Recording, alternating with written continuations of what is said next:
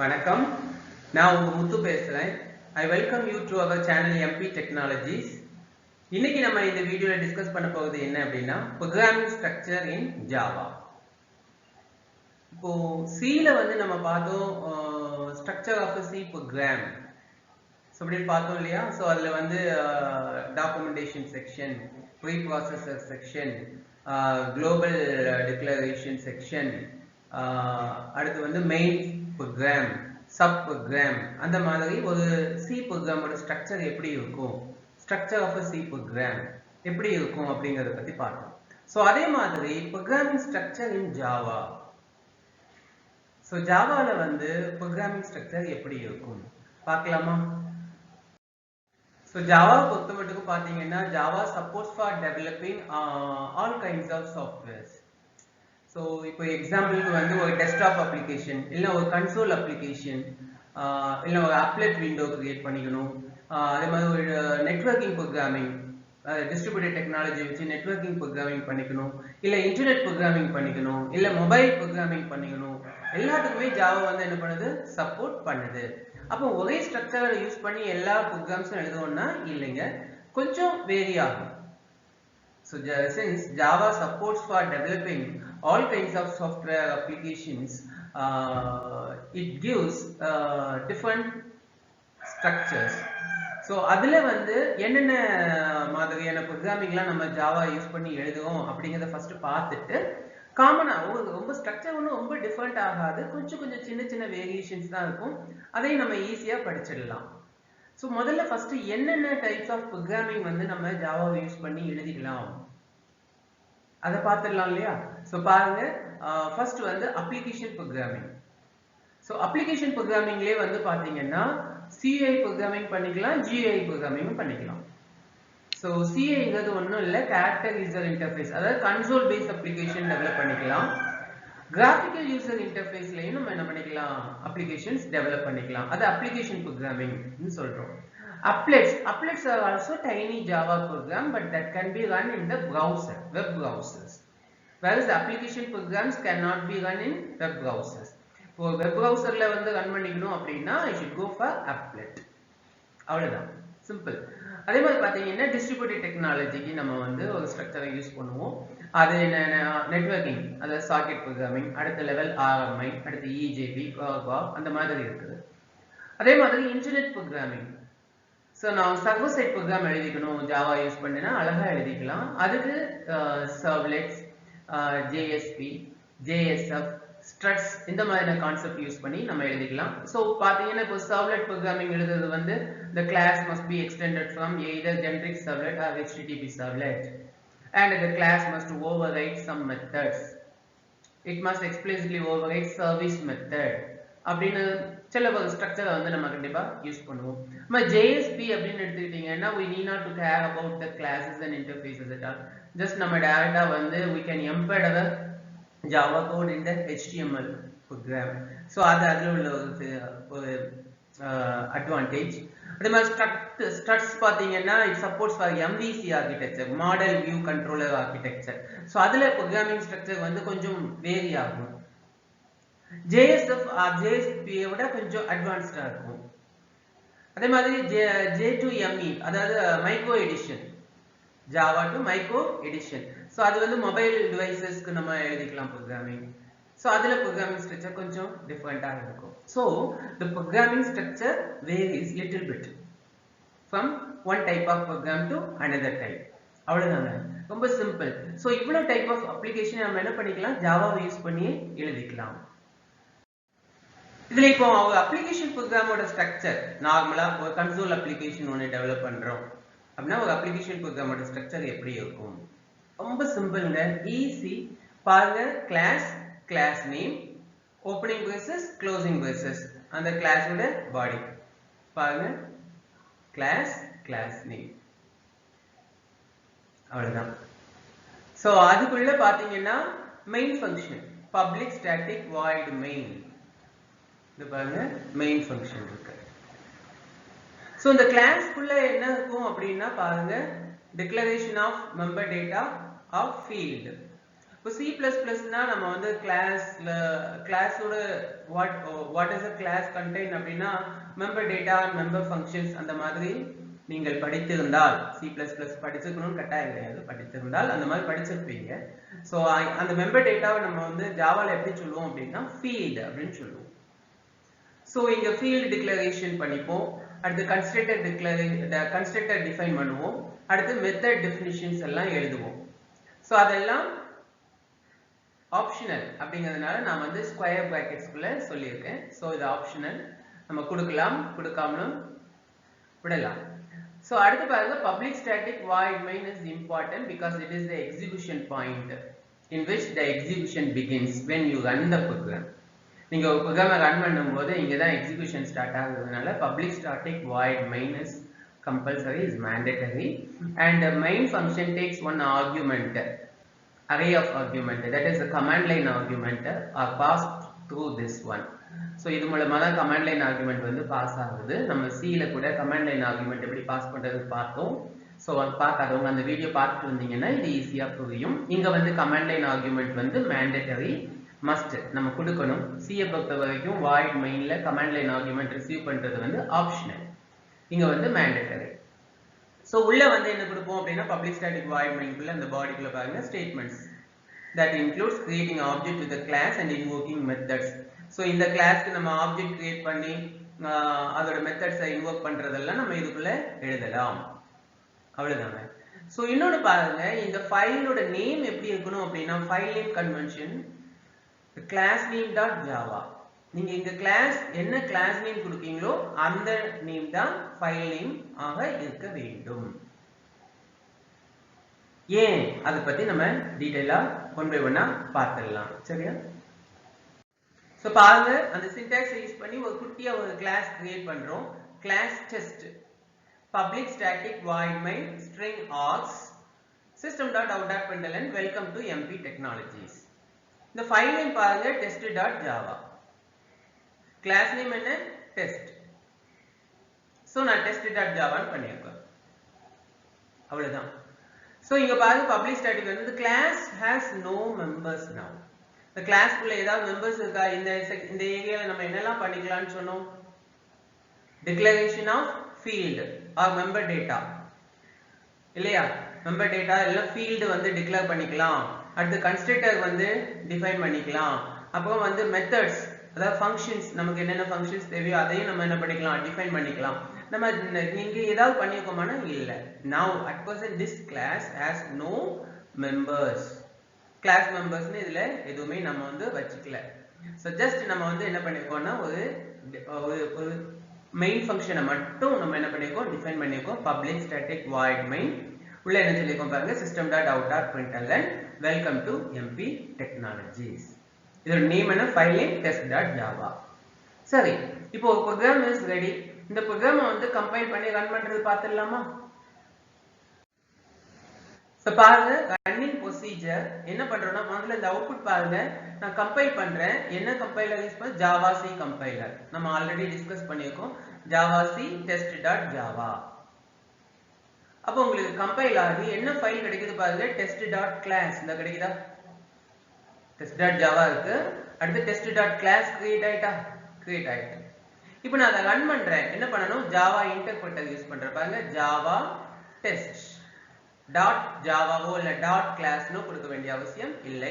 Dot ஜாவான்னு கொடுக்க கூடாது, dot class தான் கொடுக்கணும். நான் கொடுக்க வேண்டிய அவசியம் இல்லை. Java space test. இப்போ பாருங்க, வெல்கம் டு எம்பி டெக்னாலஜிஸ். எனக்கு அவுட்புட் கிடைச்சிட்டு. ஸோ கம்பைல் பண்றதுக்கு Java C file name dot Java and run பண்றதுக்கு ஜாவா ஃபைல் நேம் மட்டும் கொடுத்தா போதும். எக்ஸ்டென்ஷன் எதுவும் நீங்க கொடுக்க வேண்டாம். ஈஸியா இருக்கு இல்லையா? எஸ். பாருங்க, இந்த ப்ரோக்ராம் ரன் பண்ணும்போது இன்டர்னலா என்ன நடக்குது அப்படிங்கிறது கொஞ்சம் சிம்பிளா ஈஸியா பார்த்துடலாம். ஸோ நான் சொன்னேன் இல்லையா, JRE ஜாவா ரன்டைம் என்விரான்மெண்ட். அந்த runtime environment has JVM and API இல்லையா? So the class loader loads the built-in classes from the Java API and also it loads the user-defined classes from our package. இப்போ நான் வந்து ஒரு ஃபோல்டருக்குள்ள நான் classes create பண்ணிருக்கேன்னா அந்த கிளாसेसையும் load பண்ணி விடும். அதே மாதிரி எனக்கு தேவையான கிளாसेस லோட் பண்ணி விடும். அதே மாதிரி நான் built in classes யூஸ் பண்ணிருக்கேன். இப்போ Java provides number of built in classes like C. இப்போ C வந்து provides number of built in functions இல்லையா? இப்போ string function strlen, strcpy, printf, scanf, gettest, puttest ஏகப்பட்ட fread, fwrite நிறைய ஃபங்க்ஷன் இல்லையா use பண்றோம்ல built in functions. அதே மாதிரி இங்கேயும் நிறைய built in classes இருக்கு. சோ அப்போ அந்த classes எங்க இருக்கு API ல இருக்கு. நான் built in classes என்னோட ப்ரோக்ராம்ல யூஸ் பண்ணிருக்கேன். அதே மாதிரி நானே வந்து யூசர் டிஃபைன் classes நான் 2-3 classes கிரியேட் பண்ணி வச்சிருக்கேன் என்னோட ப்ரோக்ராம்ல. சோ அப்ப அந்த classes எல்லாத்தையும் யார் லோட் பண்ணுவா கிளாஸ் லோடர் லோட் பண்ணி விடுவாங்க ரன் பண்ணும்போது. சோ இங்க மெயின் ரெஸ்பான்சிபிலிட்டி யாருக்கு இருக்கு அப்படின்னா execution engine. So the execution engine வந்து என்ன பண்ணும் அப்படின்னா it interprets our program. இதுதான் என்ன பண்ணுது இன்டர்பிரட் பண்ணி நம்மளோட ப்ரோக்ராமை வந்து ரன் பண்ண போகுது. ஸோ இதுல வந்து பாத்தீங்கன்னா ரெஸ்பான்சிபிலிட்டிஸ் ஆஃப் ஜேவிஎம் பார்க்கும்போது நம்ம பார்த்தோம் இன்டர்பிரட்டர். அடுத்து என்னது பார்த்தோம் interpreter with the help of JIT அப்படிங்கிறது பார்த்தோம். இன்டர்பிரட்டர் அடுத்து என்ன பார்த்தோம் த்ரெட் மேனேஜ்மெண்ட் பண்ணும். அடுத்து மெமரி மேனேஜ்மெண்ட் பண்ணும் அப்படின்னு சொன்னோம் இல்லையா? சோ பாத்தீங்கன்னா இங்க மெமரி யூஸ் பை JVM போட்டுக்க பாருங்க. இதுல வந்து என்னன்னா கிளாஸ் ஏரியா நம்ம யூஸ் பண்ணக்கூடிய கிளாसेस எல்லாமே ஃபீல்டு மெத்தட்ஸ் அந்த கிளாஸ்க்குள்ள ஃபீல்ட். இப்போ நம்ம டெஸ்ட் கிளாஸ்க்குள்ள எந்த ஃபீல்டோ எந்த மெத்தடோ இல்லை அப்படி வச்சிருந்தோம்னா அது எல்லாமே எங்க தான் லோட் ஆகும் கிளாஸ் ஏரியால லோட் ஆகும். அது மாதிரி ஹீப் வந்து என்னது நம்ம ஏற்கனவே சீல பார்த்துருக்கோம் டைனமிக் மெமரி அலோகேஷன்ஸ். சோ அது எங்க நடக்கும் ஹீப் மெமரியில. ஸ்டாக்ல நம்ம வேரியபிள்ஸ் கிரியேட் பண்ணியிருக்கோம் அப்படின்னா அந்த வேரியபிள்ஸ் எல்லாம் எங்க இப்போ மெயின் மெத்தடுக்குள்ள வேரியபிள் டிக்ளேர் பண்ணியிருக்கேன் நான் வேரியபிள் ஹேண்டில் பண்றேன் அப்படின்னா அது எங்க இருக்கும் இங்க இருக்கும். அது மாதிரி PC register native method stack. So இதெல்லாம் ஒவ்வொன்றையும் நம்ம ஒவ்வொரு பர்பஸ்க்காக என்ன பண்றோம் யூஸ் பண்றோம். So the execution engine வந்து என்ன பண்ணுது interprets the program and runs with the help of these things. அவ்வளவுதாங்க. So native method interfaces அப்படின்னா ஒண்ணும் இல்ல is getting from Java native libraries. நம்ம built-in நம்ம யூஸ் பண்ணுவோம் இல்லையா அங்க இருந்து என்ன பண்ணுவோம் மெத்தட்ஸ் அது என்ன பண்ணுவோம் இன்வோக் பண்ணும். அவ்வளவுதான் சிம்பிள். இது இன்னும் கொஞ்சம் டீடைலா பார்க்கலாமா? பாருங்க class loader என்ன பண்ணுதுன்னா loads the class file and class areaங்கிறது என்னன்னா stores pre-class structures with field method data and code for methods. இது எல்லாமே எங்க இருக்கும் அப்படின்னா class areaல. அது மாதிரி heap வந்து நான் சொன்னேன்ல runtime data இங்க அதாவது நீங்க ஒரு ஆப்ஜெக்ட் கிரியேட் பண்றீங்க டைனமிக்கா வந்து இப்போ எக்ஸாம்பிளுக்கு test t is equal to new test அப்படின்னா runtime ஆப்ஜெக்ட் அது t வந்து runtime ஆப்ஜெக்ட். ஸோ அது எங்க இருக்கும் ஹீப் மெமரியில இருக்கும். அம்மா ஸ்டாக் பாருங்க ஹோல்ஸ் லோக்கல் வேரியபிள்ஸ் நான் வாய்ட் மெயின்குள்ள நான் வேரியபிள்ஸ் கிரியேட் பண்றேன் அப்ப அது எங்க இருக்கும் லோக்கல் வேரியபிள்ஸ் எல்லாம் ஸ்டாக் மெமரியில இருக்கும். அது மாதிரி பார்ஷியல் ரிசல்ட் எங்க மெயின்டைன் ஆகும் ஸ்டாக்ல மெயின்டைன் ஆகும். இதெல்லாமே இங்க தான் உட்கார்ந்துட்டு இருக்கும். அதே மாதிரி பாத்தீங்கன்னா ப்ரோக்ராம் கவுண்டர் ரெஜிஸ்டர் அதாவது PC ரெஜிஸ்டர் இது என்ன பாருங்க contains the address of Java virtual machine instruction currently being executed. கரண்டா எக்ஸிக்யூட் ஆயிட்டு இருக்க இன்ஸ்ட்ரக்ஷன்ஸோட அந்த அட்ரஸஸ் எல்லாமே எங்க மெயின்டைன் ஆகும்னா PC ரெஜிஸ்டர்ல மெயின்டைன் ஆகும். My native method stack contains all the native methods used in the application. இப்போ நான் வந்து இன்பில்ட்டா இப்படி இப்போ நம்ம அங்க இப்போ strlen, strupr, strcpy, printf, scanf, gettest இந்த மாதிரி ஃபங்க்ஷன்ஸ் யூஸ் பண்றேன்னா அந்த ஃபங்க்ஷன்ஸ் எல்லாமே வந்து இப்போ C ல சொல்றேன். அதே மாதிரி இங்கேயும் நம்ம நிறைய built-in functions வந்து built-in classes இருக்கு. அந்த classes மூலமா நம்ம மெத்தட வந்து என்ன பண்ணுவோம் இன்வோக் பண்ணலாம். சோ அது எல்லாமே எங்க இருக்கும் நேட்டிவ் மெத்தட்ஸ் ஸ்டாக்ல என்ன இருக்கும் அது மாதிரி execution engine this is very important. It contains a virtual processor, interpreter, just-in-time compiler. So the execution engine is going to interpret our bytecode into machine code. ஏன்னா நமக்கு .class file வந்து contains bytecode. அது வந்து என்னது machine independent byte code இல்லையா? So அந்த byte கோட நம்மளோட மெஷினுக்கு தகுந்தாப்ல நம்ம கம்ப்யூட்டர்ல என்ன ப்ராசஸர் யூஸ் பண்றோமோ அதுக்கு தகுந்தாப்ல மாத்தி கொடுக்க போகுது யாரு எக்ஸிகியூஷன் என்ஜின் அதுல உள்ள இன்டர்பிரட்டர். அவ்வளவுதாங்க ரொம்ப சிம்பிள். ஸோ ஜாவா ப்ரோக்ராமை பொறுத்த வரைக்கும் சில விஷயங்கள் நம்ம வந்து கண்டிப்பாக ஞாபகத்தில் வச்சுக்கணுங்க. ரொம்ப ஈஸியான விஷயங்கள் தான் அது. என்னன்னா ஜாவா இஸ் கேஸ் சென்சிட்டிவ். அதை கண்டிப்பாக ஞாபகத்தில் வச்சுக்கணும். ஜாவா வந்து ரொம்ப கேஸ் சென்சிட்டிவ். இப்போ கிளாஸ் டெஸ்ட் அப்படின்னா நான் கொடுக்கேன், அதில் வந்து டி கேபிட்டலில் கொடுத்தேன்னா கண்டிப்பாக என்னோட ஃபைல் நேம் வந்து கேபிட்டல் டியில் இருக்கணும். So case sensitive. அதாவது file name should be the same name of the class name which has the main function. நல்லா பாருங்க, the file name should be the same name of the class name which has the main function. இப்போ இந்த ப்ரோக்ராமை பார்த்தீங்கன்னா இந்த program test.javaல பாருங்க, ரெண்டு class வச்சிருக்கேன், கிளாஸ் சாம்பிள், கிளாஸ் டெஸ்ட். அப்ப இதையே நான் sample.javaன்னு சேவ் பண்ணக்கூடாது. ஏன்னா மெயின் ஃபங்க்ஷன் எந்த கிளாஸ்க்குள்ள இருக்கோ அந்த கிளாஸ் நேம்ல தான் ஃபைல் நேம் இருக்கணும். அது important. So a program can have number of classes. ஒரு ப்ரோக்ராம்க்குள்ள ரெண்டு மூணு classes நீங்க வச்சுக்கலாம். But the class which has the main function, is the name of the file. அவ்வளவுதான். So நீங்க எந்த class வந்து main function வச்சிருக்கோ அந்த class name தான் என்னவா இருக்கணும், ஃபைல் நேமா இருக்கணும். அவ்வளவுதான். அதே மாதிரி பாத்தீங்கன்னா இந்த மெயின் ஃபங்க்ஷன் வந்து should be declared as public static void main. இதுல இந்த பப்ளிக்கையும் ஸ்டாட்டிக்கையும் நீங்க மாத்தி கொடுத்துக்கலாம். they are interchangeable. இப்போ static public void main அந்த மாதிரி கொடுக்கலாம், இல்ல public static void main அப்படின்னு கொடுக்கலாம். எதனால நம்ம வந்து எதனால இது public staticன்னு இருக்குன்னா, because it is the execution point where the execution begins when you run the program. So the program must be, the function must be static and public. அடுத்து பாத்தீங்கன்னா it takes argument, command line argument. the argument வந்து string args, அது வந்து mandatory. This is mandatory. அது மாதிரி system.out.println அப்படின்னா என்ன, just like printf என்ன பண்ணுது, displays the output இல்லையா in the monitor, displays the output in the monitor, displays the content in the monitor. நீங்க printf சொல்லி என்ன கொடுக்கீங்களோ அது அப்படியே மானிட்டர்ல கொடுக்கும். அதே மாதிரி உங்களுக்கு system.out.println அப்படின்னு சொல்லிட்டு bracket குள்ள டபுள் கோட்ஸ் குள்ள நீங்க என்ன கொடுக்குறீங்களோ அது அப்படியே என்ன பண்ணும், மானிட்டர்ல டிஸ்ப்ளே பண்ணும். அவ்வளவுதான். அப்ப இந்த system.out.println அப்படின்னா என்ன அப்படின்னா, system அப்படிங்கிறது ஒரு built in class. out அப்படிங்கிறது என்னன்னா அந்த கிளாஸ்ல உள்ள ஒரு public member data, public field. அது என்ன டைப் அப்படின்னா print stream கிளாஸோட ஆப்ஜெக்ட். out வந்து print stream கிளாஸோட ஆப்ஜெக்ட், அது பப்ளிக் ஃபீல்டா இருக்கு. out is the public field of system class. அதோட டைப் என்ன, print stream கிளாஸோட ஆப்ஜெக்ட். அப்ப println outங்க அந்த print stream கிளாஸ்ல உள்ள மெத்தட், print stream கிளாஸோட மெத்தட் என்னது, println.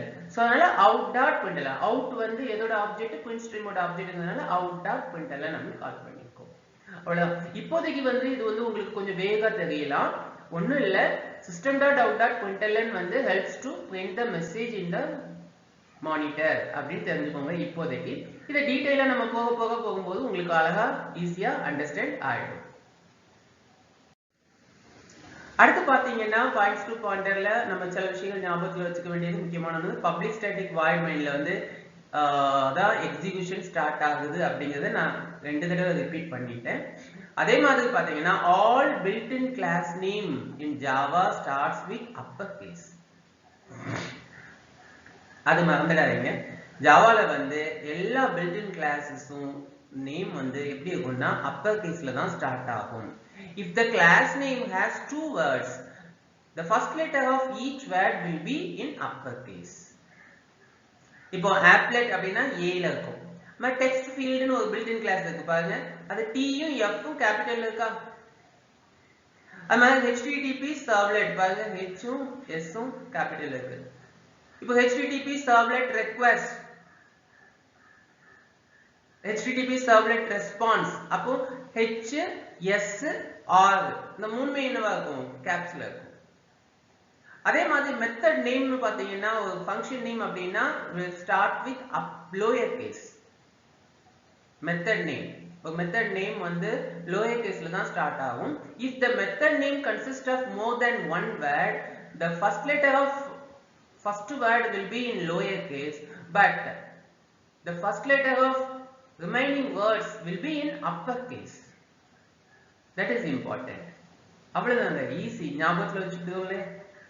அது மாதிரி சொன்ன மாதிரி பாருங்க, மெத்தடோட கிளாஸோட நேம் வந்து அப்பர் கேஸ்ல ஸ்டார்ட் ஆகும், வேரியஸ் மெத்தடோட நேம் வந்து லோயர் கேஸ்ல ஸ்டார்ட் ஆகும். அதே மாதிரி கிளாஸோட நேம் வந்து மோர் தென் ஒன் வேர்ட்ல இருக்கு அப்படின்னா ஒவ்வொரு வேர்டோட ஃபர்ஸ்ட் லெட்டரும் அப்பர் கேஸ்ல தான் இருக்கும்.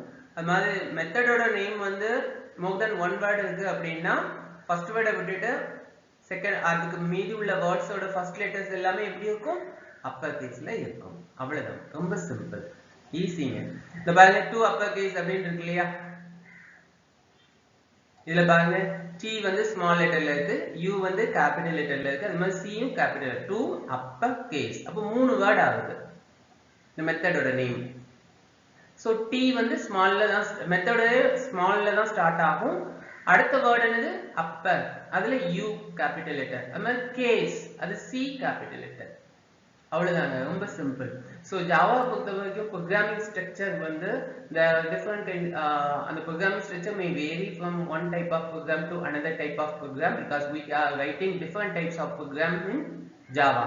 ஜாவால நிறைய டைப் ஆஃப் ப்ரோக்ராம் எழுதுவோம். என்னதெல்லாம் எழுதுவோம், அப்ளிகேஷன் ப்ரோக்ராம் எழுதுவோம், அதுலயே CUI அண்ட் GUI எழுதுவோம், ஆப்லெட்ஸ் எழுதுவோம் இல்லையா. அடுத்து நெட்வொர்க்கிங் ப்ரோக்ராமிங், டிஸ்ட்ரிபியூட்டட் ப்ரோக்ராமிங் எழுதுவோம். அடுத்து வந்து பாத்தீங்கன்னா இன்டர்நெட் ப்ரோக்ராமிங் எழுதுவோம், அடுத்து மொபைல் ப்ரோக்ராமிங் எழுதுவோம். ஒவ்வொன்றிலையும் ஒவ்வொரு விதமா நம்ம யூஸ் பண்றோம். பட் ஜென்ரலா வந்து ஒரு கன்சோல் அப்ளிகேஷன் எழுதிக்குவோம் அப்படின்னா அதோட சின்டாக்ஸ் எப்படி இருக்கும் அப்படின்னு பார்த்தோம். கிளாஸ் நேம், உள்ள வந்து என்னது ஃபீல்டு டிக்ளரேஷன், அடுத்து கன்ஸ்ட்ரக்டர் டெஃபினிஷன், அடுத்து மெத்தட் டெஃபினிஷன்ஸ், என்னென்ன மெத்தட்ஸ் வேணுமோ அதை நம்ம கொடுத்துடுறோம். ஒண்ணுமே இல்லைங்க, வேரியபிள், அதாவது கிளாஸ்க்குள்ள வேரியபிள் டிக்ளேர் பண்ணிக்கிட்டோம்னா அதை தான் நம்ம என்ன சொல்றோம், மெம்பர் டேட்டா. ஸோ அந்த மெம்பர் டேட்டாவை தான் நம்ம இங்க ஃபீல்டு அப்படின்னு சொல்றோம், ஒன்றும் கிடையாது. அதே மாதிரி பாத்தீங்கன்னா ஃபங்க்ஷன்ஸ், அதுதான் நம்ம இங்க மெத்தட் அப்படின்னு சொல்றோம்.